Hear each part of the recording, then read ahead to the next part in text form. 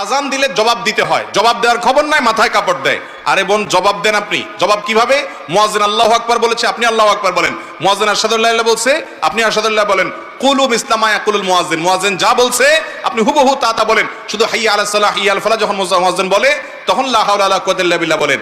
এভাবে মুয়াজ্জিন আজানের যদি জবাব দেন, মুয়াজ্জিন যে পরিমাণ সওয়াব পায় আপনি ওই পরিমাণ সওয়াব পাবেন।